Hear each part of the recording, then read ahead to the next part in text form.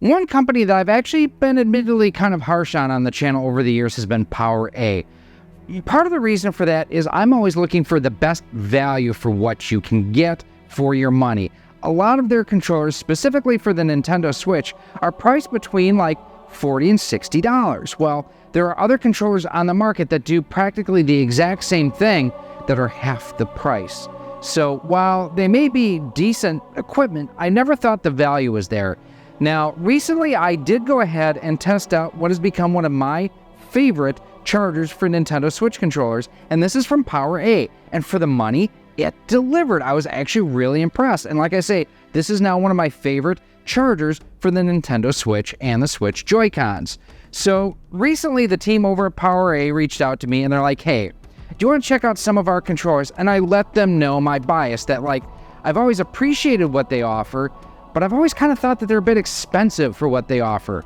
And they just wanted to know if I would give them a chance. So that's what we are doing here today. This is their Spectra Infinity controller designed for the Xbox. And one of the things about it, and one of their differentiation points that they made to me, is the fact that their controllers, their accessories, are officially licensed by Sony, by Microsoft, and Nintendo. So for you, if that makes a difference, that is one point of differentiation.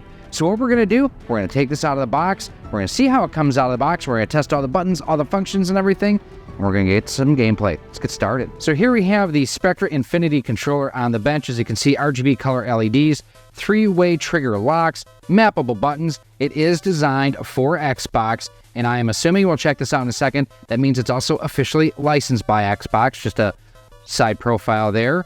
Wow, there's a lot of information back here. Let's take a closer look. So while it does call out the Xbox Series S and X, I am willing to bet this will work on the One S and X without any problems. Anti-friction rings for smooth motion, share button, soft touch faceplate, and no batteries required because it is a wired controller on here. It is also compatible with Windows 10, Windows 11, a 10-foot long braided cable. Does feature dual rumble motors on here too. Advanced buttons for on-the-fly button mapping, a 3.5mm headset jack, and dial for adjusting your audio, 3-way trigger locks. If this is similar to what we just recently tested out on the DualSense Edge controller, that's actually pretty neat. Some other features here. Wow, that's some small print. RGB color LEDs and 3 light zones, 2 mappable gaming buttons, 3-way trigger locks, dual rumble motors, 3.5mm port and volume mute dial, and detachable 10-foot braided USB cable. I'll be interested to see if this is USB-C or micro USB. So let's go ahead and we will open it up here. Just grab our handy dandy X-Acto blade. My mom would yell at me because I'm going to cut towards me instead of away from me, although I just moved my hand. So Mom, I'm okay. Very nice packaging, keeping everything together here. That's good to see. Lift that up. That's a nice heavy duty braided cable. I am sorry to say this is micro USB. It does have a lock mechanism, it looks like here, but man, I would love to have seen USB-C on this. Taking a look here, this is a chunky controller. So volume up, volume down is what that is there. So push into mute, volume up, volume down. That's interesting. I will say the overall layout and design and size, I mean, this is very similar to an Xbox One or Series controller. Looks like around the D-pad and the analog sticks, that's where the lights are. Same thing with the face buttons here too. Your Microsoft Capture, Share, and Menu buttons there. On the back, you do have your programmable back buttons there. You also have a program button and an LED button where you can go ahead and cycle through everything there. And then that looks like how you can change the throw of the analog stick, or the trigger, I mean. So you can go here, you can kind of see, look at this one, how high that is versus that. Interesting to see. But overall, I'll say it does have a very glossy and slippery sort of finish. I'd like some sort of texture on this myself. Feels very similar to the Xbox Series S controller, quite honestly. And for me, I like that because for me, that's probably one of my favorite Xbox controllers. So, see, and this is another reason why I would have liked USB-C versus micro USB, is I can't see which way it has to go in, and it's not grooved or anything. So let's try, is this right? Fingers crossed.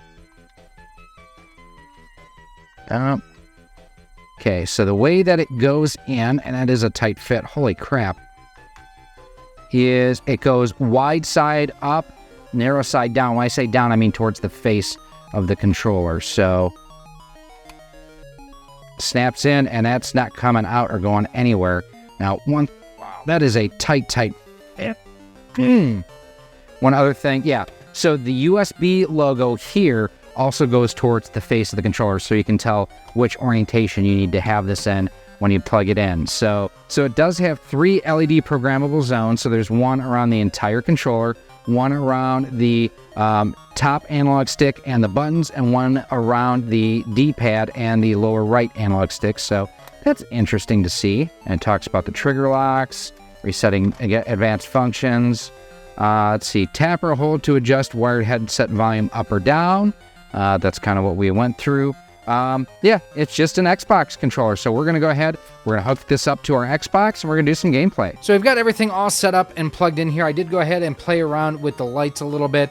All that you do is you hold the LED button on the back for 2 seconds, and then it defaults to zone 1, and you can scroll through, use the right D-pad to change to zone 2 and zone 3. And then once you have everything set here, press left on the D-pad to save your settings. So this is kind of how I have mine set for right now. So let's go through here.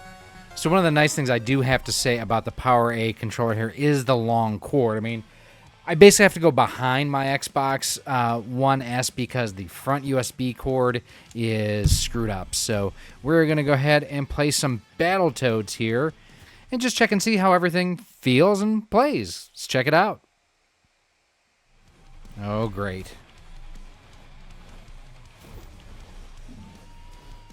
So I will say the rumble feels really, really good.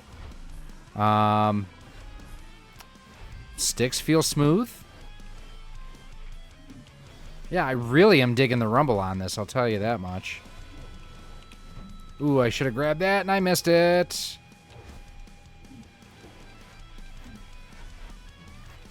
So that's using the RB or the buttons, the bumpers, not the analog sticks. So that's working very well too.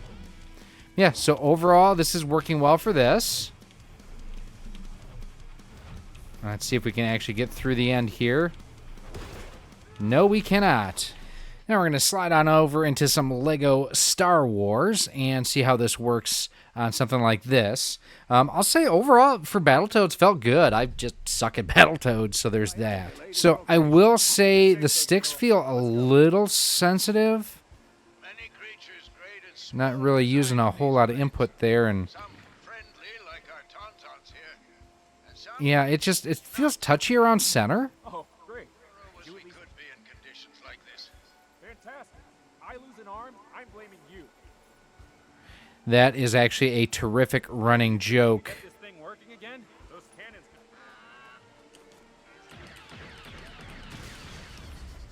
Triggers worked well on that. Yeah, button presses are working really, really well on this. I mean, this isn't something that's like super taxing, but I mean, you press a button, it works. Now things are starting to heat up. Well, kind of. Ooh, now I can get in this. Awesome. Wait for it. All right, working pretty well on Lego Star Wars. Let's dive into some GoldenEye now too, because this one of the nice things is it will kind of test the precision of the sticks, and I suck, so we're going to do an agent. I really wish that they would have released this control scheme for the Switch version, because, yeah, this plays so much better. It looks so much better, too. Let's see if we can get him. We shot him a bunch of times. Took long enough. Yeah, this control scheme just works so much better.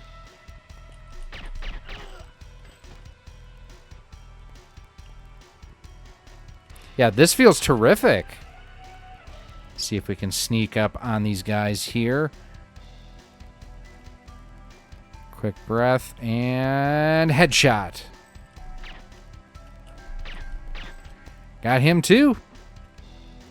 Yeah, this is working fantastically. Now, I will say that I did try to install IndyCar Racing for the original Xbox on this machine, and I guess that game does not work, and the system is not backwards compatible with it, which is kind of too bad. Winged him on that one. Got him there. Headshot there. Got him. Awesome. Yeah, got him.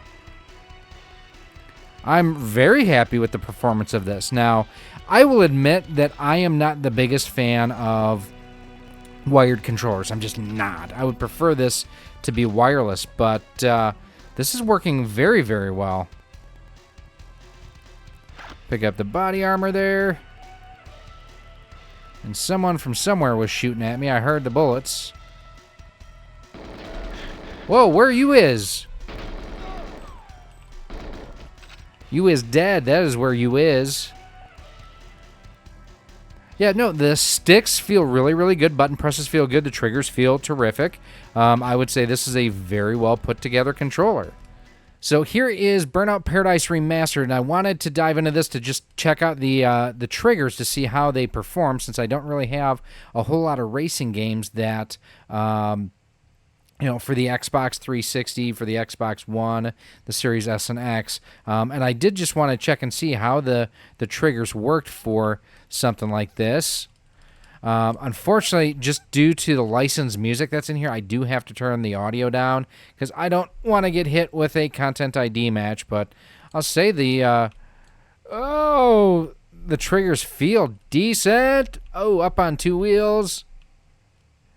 We're going to see how fast we can go, because I hear when we hit 88 miles an hour, we're going to see some serious... Yeah, I mean, I would say the triggers and everything are working precisely as I would want them to. And so, oh, wow! I can't believe I missed that dude. Did not miss him, however. Wrecked him, darn near killed him. So we are going to finish up on probably my favorite game on Game Pass, and that is TMNT. And this is just, it's so good. It is so good. It's such a love letter to what we had back in the 80s and early 90s. And yeah, it's just so much good. So much good. Is that what I said? So much good. Now, and this is one of the games, too, that actually, in addition to using the analog stick, can use the D-pad. So I'm playing with that right now. Feels good. Well, let me rephrase it. It feels okay. It does feel a little bit mushy. Oh, he tried that sneak attack on me and actually got away with it. I hate these things. Because you basically have to wait for them to attack and miss and become dizzy so you can go ahead and attack them. So what do I think of the PowerA controller for the Xbox Series S, Series X, and Xbox One? It's good. It's a very good controller. It's got, accurate button presses. It's got a good analog stick on it. I think the LEDs are a bit of a gimmick, but I mean, a lot of controllers are doing that now, so I don't fault them for it. It's one of those that I still think, for what it is, being wired versus wireless, it's a bit overpriced. Now, I know one of their things is, like, it's officially licensed by Xbox. I get that, but I don't care about that. So I'd rather have something that, was maybe a little bit less expensive, that, provide this sort of experience, and give me a wireless experience, too. Like, now, I do love the fact that, they have gone ahead and given you all these extra benefits and features, but then they go ahead and do something weird like have micro USB for connecting to your system. That's one of those things, to me, just did not make sense. And when I saw it, I'm like, no, the rest of the controller is better than that and deserves better than that, quite honestly. It's one of those where, I hate to say it, but for me, it's kind of classic. What I've, come to know about PowerA is, they have decent stuff, but I think they're still a little bit overpriced and underfeatured for what they're they're attempting to do. Like, I understand with the Switch, fine, you get a lot of kids on that, and they're less picky about some of the features maybe than what a PlayStation or an Xbox player is. If you're an Xbox player, why would you want to be stuck wired? Why would you not want to be wireless? And that's the one thing where I think this definitely leaves a little bit to be desired, at least for me. There's some neat things that are going on in here as far as the LEDs, the customization, the adaptable triggers and whatnot. Those are all really, really cool. The fact that it is micro USB for the connection. No! There is no reason in 2023 anything should be including anything beyond USB-C, unless you're Apple and you've got Lightning, completely different argument there. But as far as this needs to have USB-C. And you can't tell me I've priced the sourcing of the parts. USB-C versus micro USB, like pennies difference one versus the other. And if you're trying to save 2 cents on a connector, there's other savings that you can make with this. That to me is kind of unforgivable that they did go with micro USB on this. Above and beyond that, like, I'd like an option without the volume on here for people like I will never use a headset with this. So to have this on there, give me a button where I can adjust like the colors or the LEDs or something like that. Give me wireless. That would be something I would love on this. That's definitely, two things that I would actually prefer on here, USB-C and wireless. For the money, it's okay, but I do think there may be some better solutions out there.